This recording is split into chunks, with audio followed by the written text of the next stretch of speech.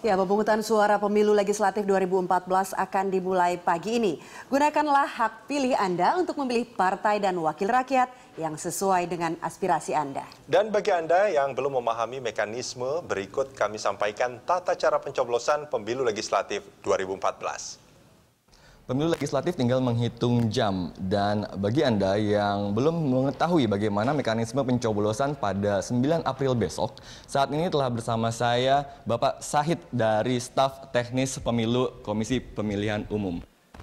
Ya Pak, bagaimana mekanisme pencoblosan esok hari? Iya, terima kasih. Jadi besok pemilih akan mendapatkan 4 jenis surat suara. Yang pertama adalah surat suara berwarna kuning. Ini surat suara calon anggota DPR RI, kemudian surat suara berwarna merah, surat suara calon anggota DPD, surat suara berwarna biru adalah surat suara calon anggota DPRD provinsi, dan yang terakhir adalah surat suara berwarna hijau adalah surat suara calon anggota DPRD kabupaten kota. Untuk wilayah DKI Jakarta, khusus untuk wilayah DKI Jakarta hanya mendapatkan 3 jenis surat suara. Yang pertama adalah surat suara DPR RI, surat suara DPD, dan surat suara DPRD provinsi.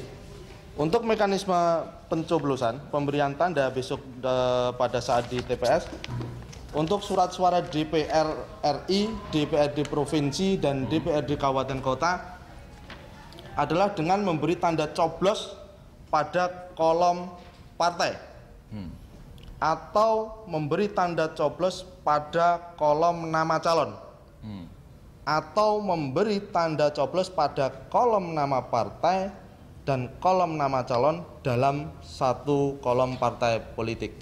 Ini untuk DPR, DPRD provinsi, dan DPRD kabupaten kota.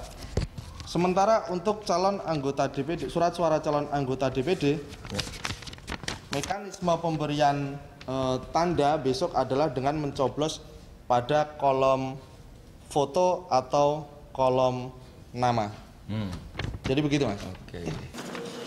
Lalu bagaimana untuk mereka calon pemilih yang belum terdaftar atau mereka yang tidak berada di lokasi sesuai dengan KTP mereka?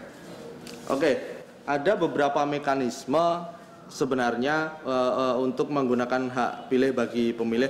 Yang pertama, apabila pemilih tersebut tidak dapat menggunakan hak pilihnya sesuai dengan TPS awal, si pemilih tersebut bisa mengurus form namanya form A5 atau form pindah memilih.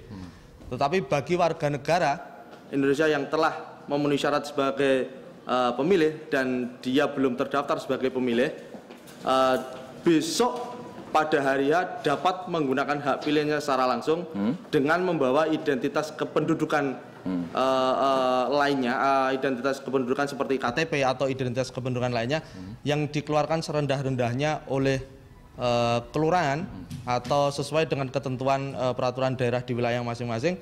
Tetapi si pemilih tersebut hanya dapat menggunakan hak pilihnya di TPS sesuai dengan wilayah yang tertera dalam KTP atau identitas kependudukan lainnya. Terima kasih. Baik, terima kasih. Jadi demikian tadi pernyataan dari Bapak Said, staf pemilu dari Komisi Pemilihan Umum. Dan bagi Anda yang telah memiliki hak suara atau hak pemilih, gunakanlah hak pemilih Anda sebaik-baiknya agar tidak ada lagi golput, suara-suara golput yang digunakan oleh orang-orang yang tidak bertanggung jawab.